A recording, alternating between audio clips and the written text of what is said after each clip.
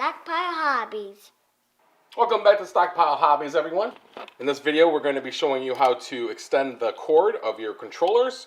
And we also had a wipeout with our Thunderbird on a low bridge incident. It's not broken, but you know, it came off. It's pretty funny. So, please subscribe to the channel. Please help us out. We need subscribers. We're getting great viewership. We'd love to see the subscriber numbers match that viewership number. All right, and now let's get on with the video. And welcome back to Stockpile Hobbies. Yeah. So, Enzo, we got our extra bank pieces now. So where are we going to put them? Do you remember where? That's right. We're going to do it on the entry to the spirals for the intro and the outro here. So we get higher speeds. And we're going to do it down here. Right here we're going to put them on. And over there where Enzo would always crash. So one thing to look at here is I have my track adapter here actually, and we're going to have to do something about that because it's going from Tyco to Marchon there. We're going to have to figure out how to do this correctly so this doesn't get twisted. So there's going to be a little bit of a change over here. But we'll do the spirals first and the one corner first over here. I think that made a big difference in the track speed. It's a much faster track now. Over here, to get around the issue with the track adapter I made, I simply added some extra straight pieces of Tyco after the curve because of the bend of the bank. And by the time it gets over here, it's flat enough it has no impact on the car. Enzo's now going to show us the differences in speed here. This whole turn here on the side that he just went through is where he would always crash. And he can now hit it at a higher speed, as he will demonstrate now.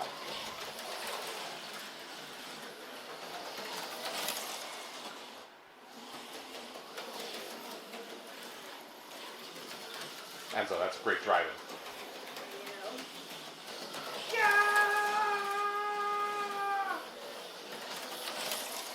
That's great. Less crashing means more racing, better times, more fun, right, Enzo? So with that now resolved, I'm going to clean up this pile here. Yeah. Much better. We're going to get into something else here. And that's the 2-foot length of wire here on our controllers. I think it keeps me and Enzo tethered to one side of the track on the over here, and I'm going to add some length to this so that this will actually go to the other side of the table for someone. So I can run the wire down under the shelving to the other side, so one of us can be on each side of the track, and if we crash, it's a lot easier for us to help the other out and get the cars back in race it mode again. So there's two ways to go about doing this. One is to just use a butt splice and add some extra wire to it, but these get tugged on a lot, and it's going to be a lot of motion in these. So I'm going to solder these, and this wire here is very fine. This is, I don't know what this is, like 24, 26 gauge wire. So I have some speaker wire here. Ta-da! And what we'll do is we're going to splice this speaker wire about the middle length here, and I'm just going to add, I don't know, 8 feet of wire to each one of these controllers so we have plenty of room to move around. I'm going to mark the one side of the wire here so it's distinguishable, so that I'll keep everything the same polarity when I reconnect everything. And the speaker wire already has one of them marked, as you see is white. So I'll put a little mark on one of these so I know that what side to keep when I reconnect, when I resolder here. So other things you're going to need are, you don't need it, but it helps a lot, is having some flux for soldering. I have some lead-free solder here as well. And I got a little paintbrush here to put on for the flux to put on.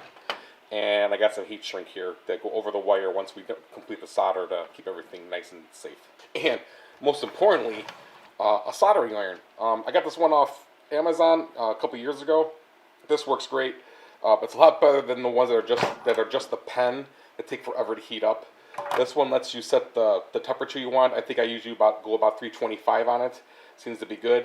I'm going to wet the sponge now too. Alright, so I went crazy. I cut 2 separate leads. Each one's about 12 feet long. So we've got plenty of room to keep ourselves plugged in and move all about the track and not have to let go of the controller.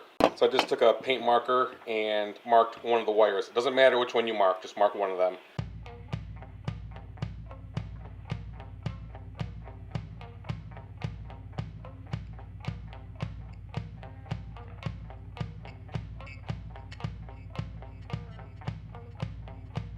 So because the paint's going to rub off, I'm just going to splice the painted ones first so I know those are done correctly.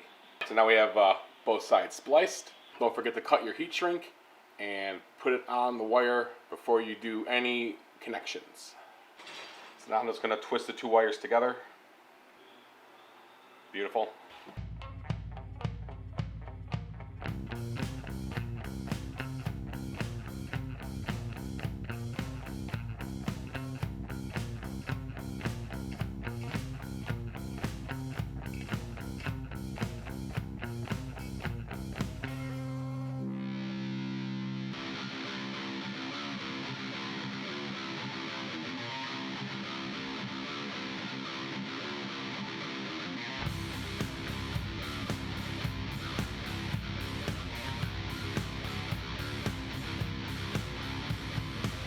Okay, so there's one side done, and now we're going to do the other side of the white that we marked. This is going to be the part that goes onto the controller now. So there you go, we have one side all done. Now we're just going to do the connection here and on the opposite end and then on the other controller, and you're all done. So that worked perfect. As you see, now I have the controller out on the other side of the track, and the car is set up somewhere over there.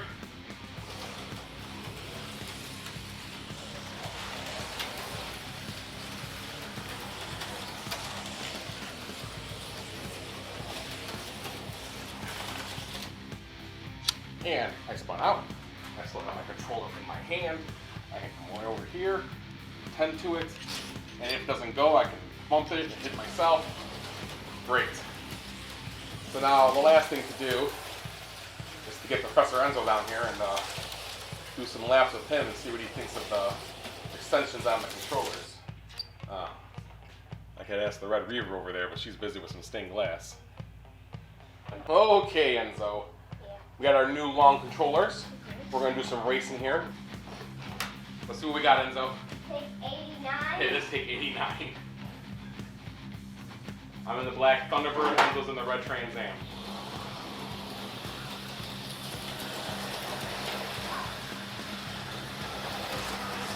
Slow down. What? Go.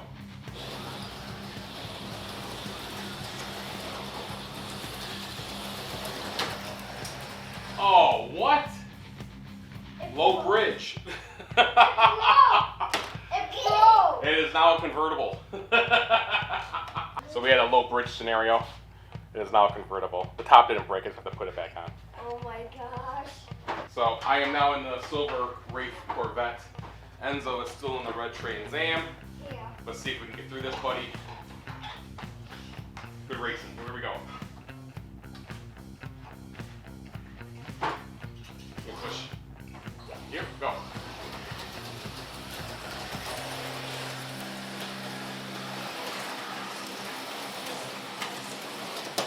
No. Oh, buddy. Push trigger. Stop. Okay, ready, set, go.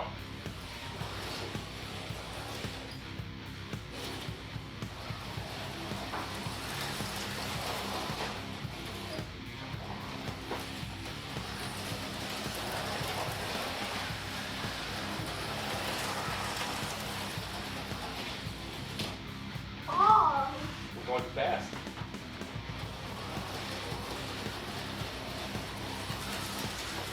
Oh! Go.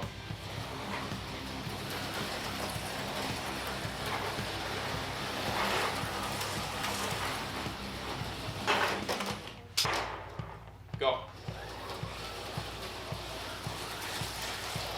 Oh, I spun on the last turn. Enzo won. Good job, buddy. Yeah, the inside track that I'm on is always a hard turn over there. They tend to spin out a lot. Where on the other end, the person on the other side of the track tends to spin out a lot over there. Good race, Enzo. Yeah. You won again. Yeah. So what do you think? I think it's a lot better of you and me being on the opposite side. We're able to fix the cars a lot easier, I think. Yes.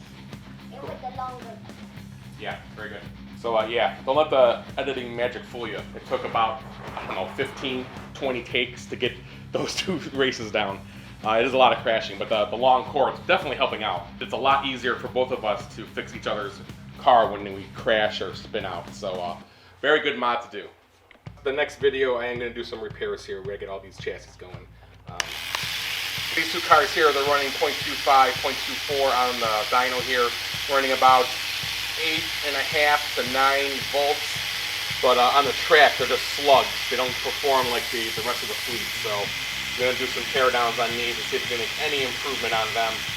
Check the lashing on the gears, check the brushes on it, and anything else. So hope you like this video. Hope it helps you out. Please subscribe to the channel, give us a thumbs up. Keep having fun, everyone. Take care.